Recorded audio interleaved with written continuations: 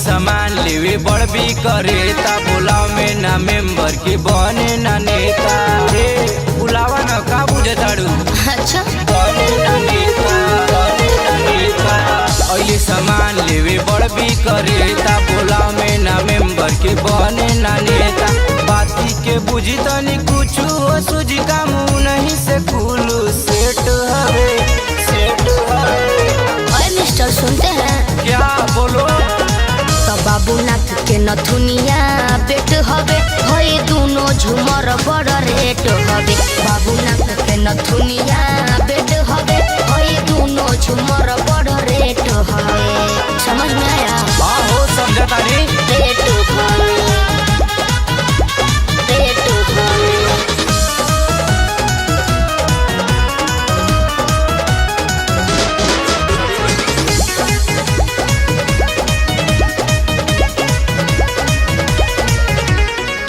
नया नया गहकी हई करब तोहर फायदा। सुनो बोला लेबे के बा जल्दी ले लह नहीं तो हो जाएगा। समझ लो अरे हाँ रे पगली समझा तानी। जाएगा नया नया गहकी हई करब तोहर फायदा। लेबे के बा जल्दी ले लो नहीं तो हो जाएगा। छुरी के देखी टोई के देखी करत दिलवा वेट हवे वेट हवे। सुनो तो बाबूनाथ के नथुनिया बेट हवे भई दोनों झुमर बड़ रेट हवे। बाबूनाथ के नथुनिया बेट हवे भई दोनों झुमर बड़ रेट हवे। भई दोनों झुमर बड़ भई दोनों झुमर बड़ रेट हवे रेट हवे।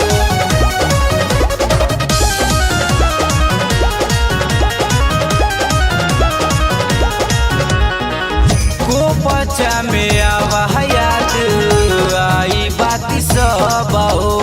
अच्छा पहिले बता दी सत्यम हवे मोर लव हो।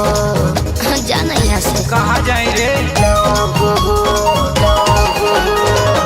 को बच्चा में आवा याद आई बाती सब हो। पहिले बता दी सत्यम हवे मोर लव हो।